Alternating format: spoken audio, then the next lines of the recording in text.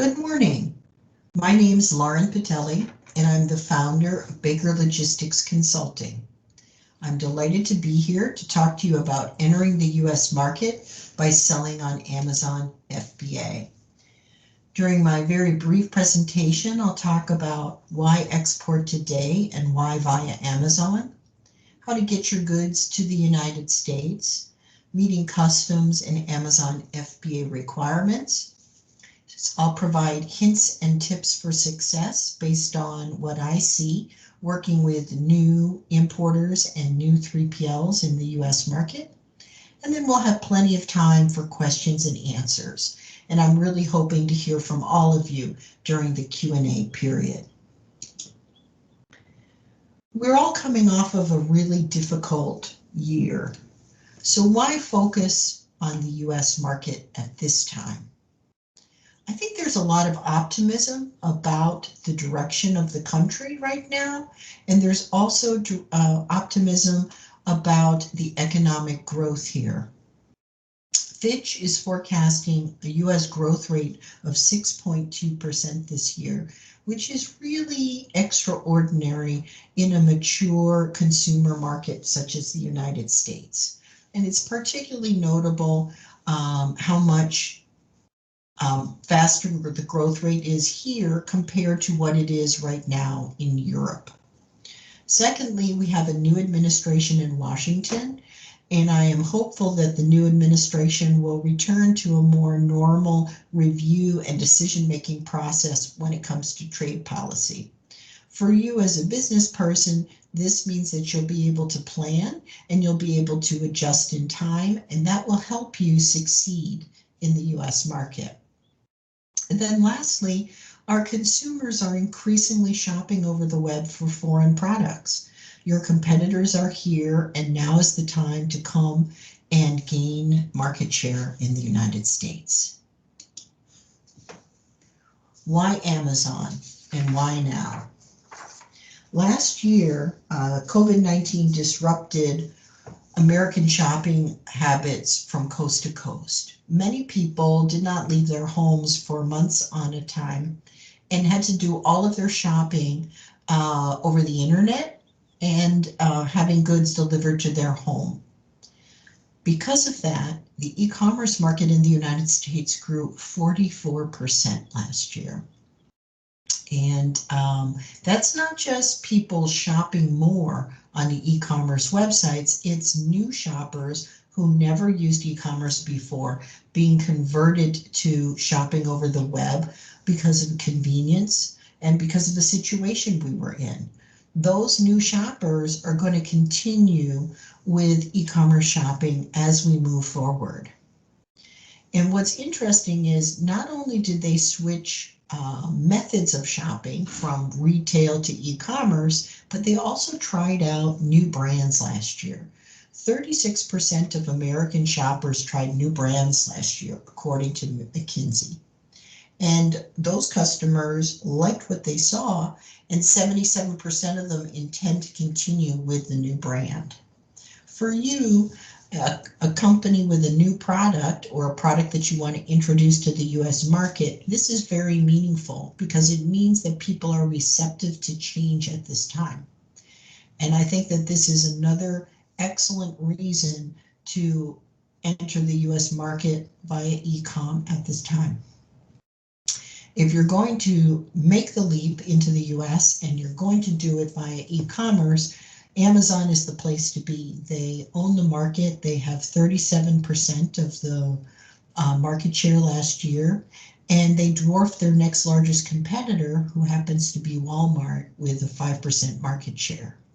So Amazon is certainly the first site that you would want to enter into when you're thinking about e-commerce sales in the United States. As your plans develop, you're going to want to do some research and planning. You're going to take a look at the competitive landscape here, find out who's in the market today and what makes your product and your company different from them. You'll want to look at pricing and determine where your product would need to be priced in order to be market competitive. And you'll probably also want to find out if there's local demand for specific product features or benefits. I'm going to focus on the last three bullets here, which are getting your goods to the US market, getting your goods into the US with meeting governmental requirements, and then lastly, Amazon seller requirements and the FBA process itself. The first place that any new shipper should start, in my view, is by finding a freight forwarder with whom he or she is comfortable and wants to work. The freight forwarder will be the company that's preparing your export documentation and arranging for your transportation. And it really helps you navigate the entire process from beginning to end. There are two main types. You have the big global 3PLs, DHL, Schenker, Kuehne+Nagel, Nippon would be some well-known brands, or you have local or regional 3PLs. They're both good, and there isn't one answer that's going to be right for everybody. It's a matter of which is best for you and your cargo. A global 3PL has offices in all markets.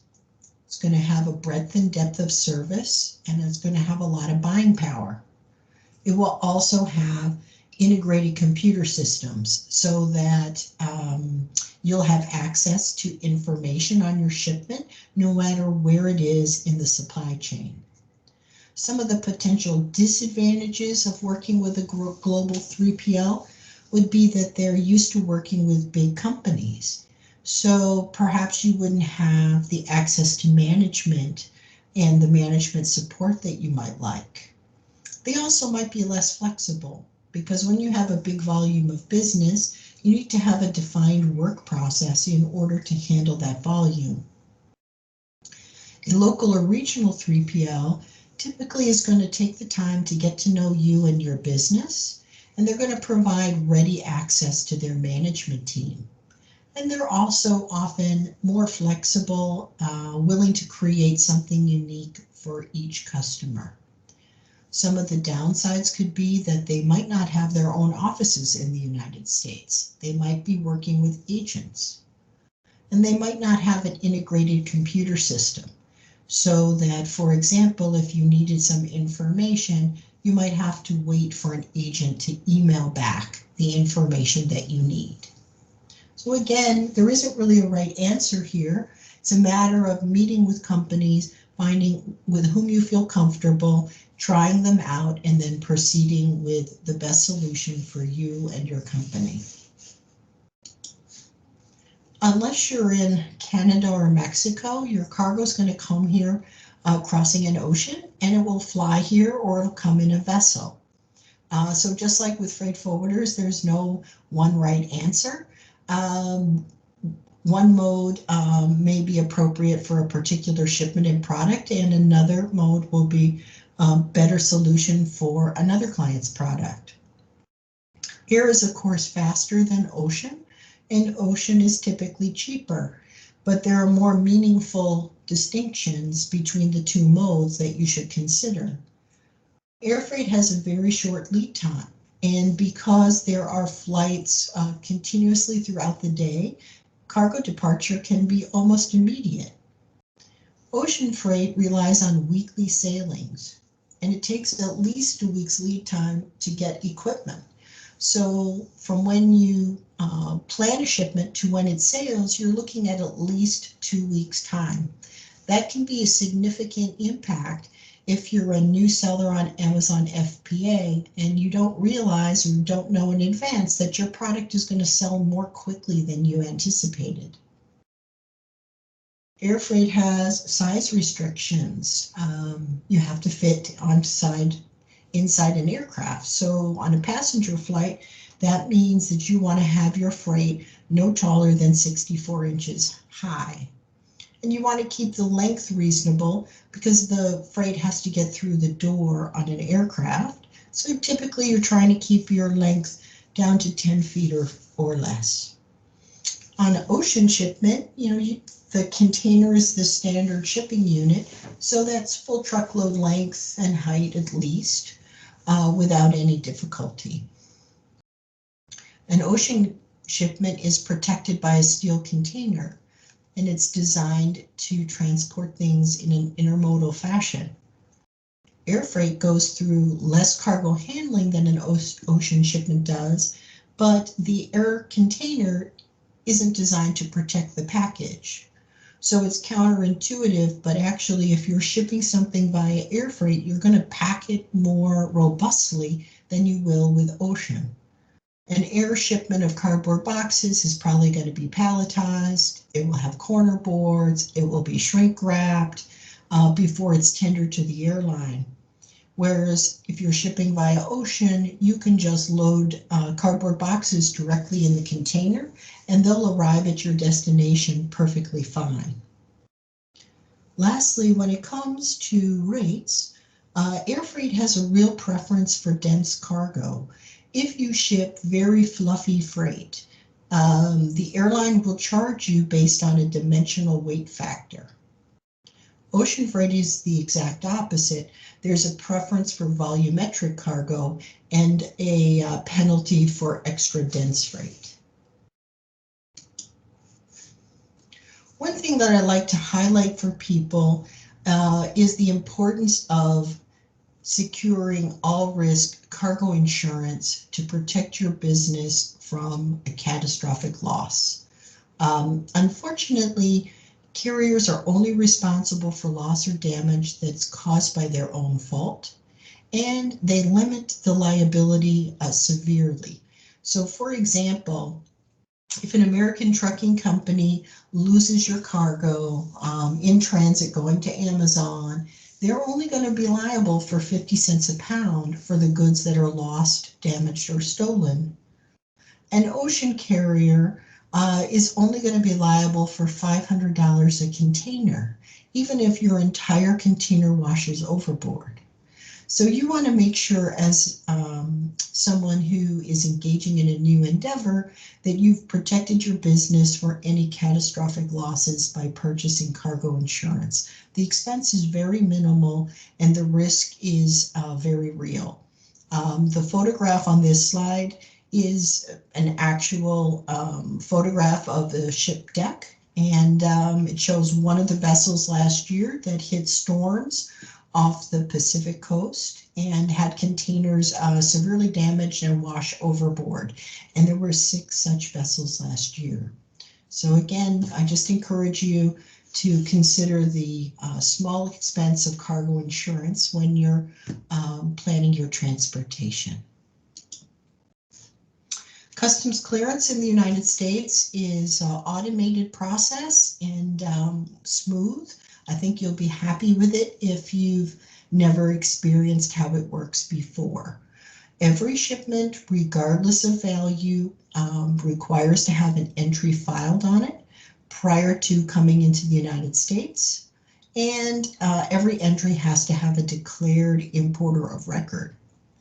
As a new seller, you may think that you could have the goods be imported by Amazon. Unfortunately, that's not the case. They will not allow that. However, you, as an overseas company, are able to be a non-resident importer here, or if you have a US-based distributor, that would suffice for the importer of record as well. The duty rate is set by the harmonized code in the country of origin. Retail sets will take on the duty rate of the item, defining the essential character of the set. One of the things that we always like to stress for new importers is that they take a little bit of time up front to work with their freight forwarder, customs broker, or consultant and check out their commodity in advance for product-specific regulations.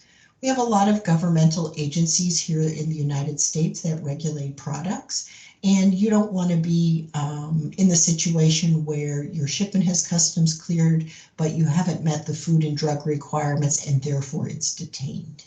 So a little bit of legwork up in advance can let you know what the duty rate expense will be, and it will also uncover any product-specific regulations that you need to comply with. And lastly, just a reminder that anything sold in the United States must be marked with the country of origin on it, so the consumer and the buyer both know that the item was imported from overseas.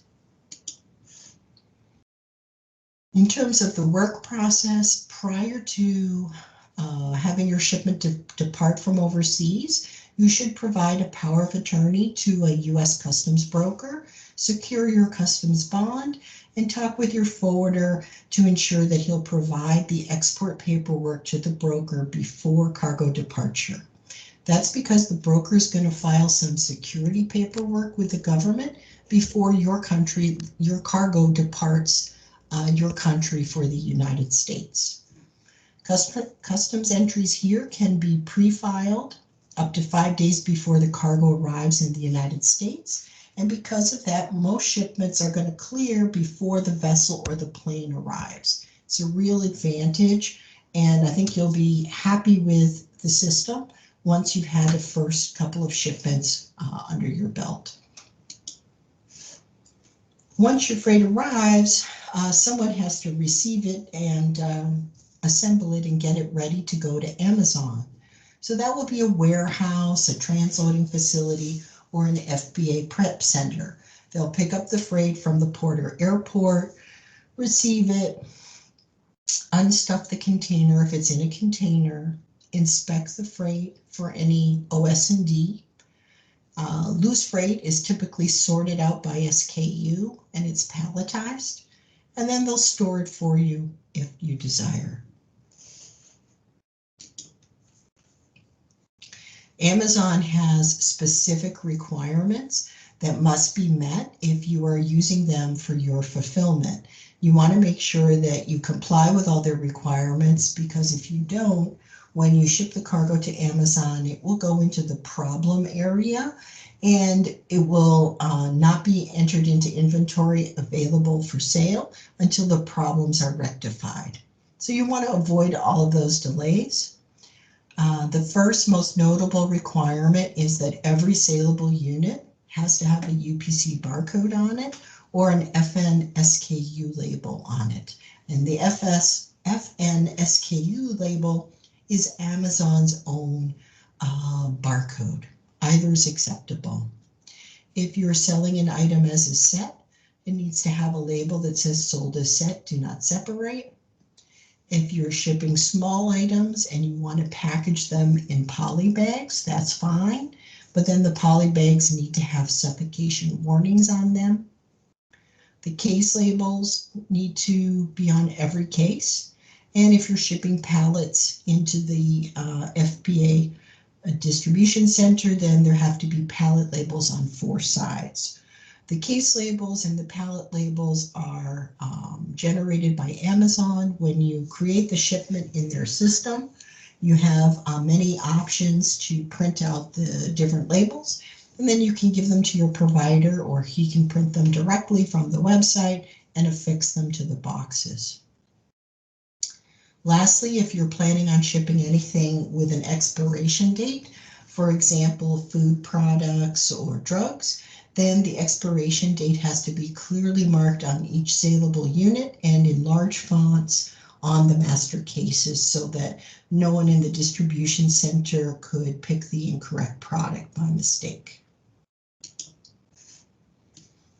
Once your product is prepped and ready to go to Amazon, you want to deliver it to their distribution center. And there's 4 main ways of doing this.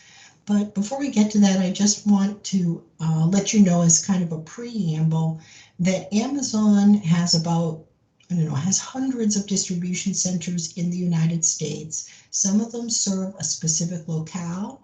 Many of them are product specific. Because of that, they do not allow a seller to select where his freight is going to go to. In addition, they typically like to split up shipments across multiple distribution centers, because that way more consumers can buy your product and get it within the next day service goal.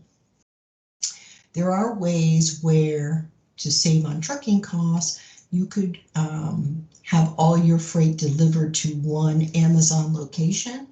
That's called Inventory Placement Center Service. And basically what you're doing then is you will deliver, rather than to a DC, you'll deliver to a special Amazon, let's call it a transload facility, where they split up your shipment for you and then send it out to the distribution centers from there. But that service is a little bit expensive. You're going to pay for it on a per piece basis. So for now, let's just assume that you're not going with Inventory Placement Center service. You have created your shipment. Amazon has told you where the shipment should be delivered, and you're ready to ship. So you have 4 main options. If it's small parcel, you can use Amazon's UPS contract. This works very well in my experience. You just schedule the pickup on the UPS site, and UPS typically is going to come in a same day and pick up the cargo. You can use your own small parcel carrier if you have a preference and you want to go with, say, FedEx or USPS. That's an option. If you want to ship out a larger quantity with an LTL carrier, you can use your own LTL carrier, in which case you would book the pickup with your carrier and you would go on Amazon's website to make a delivery appointment into the particular distribution center. That process works well. I would only caution you that during peak shipping periods, appointment schedules fill up very quickly, and you could find yourself requesting a delivery a week or two into the future. The alternative to that is using Amazon's preferred LTL carrier. Those carriers do not need appointments in order to deliver to the Amazon distribution center. So that is a real selling point, as is the fact that the rates are incredibly low. The disadvantage to working with the Amazon preferred LTL carrier is that I have found the pickup service to not be reliable, and the shipments are sometimes just not picked up. So I'm not sure why that service has, in my experience, not been as dependable as one would wish, but I did want to just alert you to that as a potential disadvantage. The carrier is not really beholden to you, and the service could be not at the level that you might expect.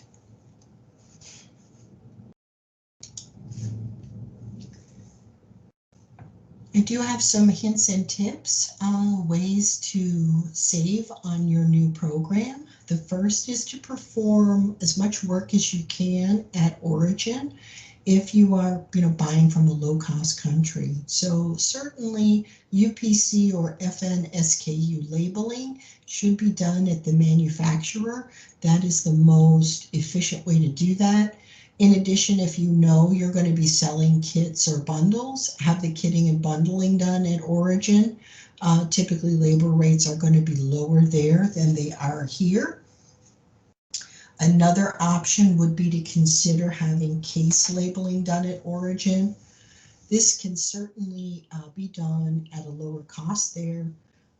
However, you have to create your shipments in the Amazon system in order to generate the case labels. So it requires that you as the seller have an earlier decision-making process than many sellers do. Other options to save money would be to floor load containers, or if you're shipping air freight, to ship loose cartons. Both of those options will save you on your air freight and your ocean freight, your international transportation expenses. On the US side, there's some ways also that you can save money. The first is that Amazon storage fees are very high for large bulky items, and they're very high for slower moving goods. So one option would be to have your warehouse transload facility store the goods and just replenish Amazon as your inventory, goes down, as you need the stock. A second option to reduce your warehousing cost is to ship all of your hot sellers together directly from the overseas origin to Amazon. And by doing that, you'll save on your transportation expense while that you've segregated out your slower moving goods, and you can have them held at the offsite warehouse. So that's another way of reducing your warehouse fees owed to Amazon. In summary, before we have Q&A, we've gone through a lot of disruption in the United States, as you have overseas. And I think this can be a very difficult time, but it's also an opportunity for each of us to adjust our business, to act, respond, and benefit from the disruptive change we've gone through. And Amazon FBA can be one of those options for your business. I would suggest that you lay your groundwork today, and in order to enhance your knowledge and your preparedness, use all the resources available to help you succeed. The Amazon Seller Central has all sorts of training materials and videos on it. It has interviews with successful sellers. There's seller-to-seller questions and answers on there. Really a wealth of resources to help you succeed. Our government, as well as your government, will have resources available to help you with your international business. Industry associations may also provide support to you. And then lastly, outside providers and advisors are always a resource, happy to help and enhance your knowledge and help you succeed. And now I look forward to speaking with you and listening to your questions and providing answers. Thank you.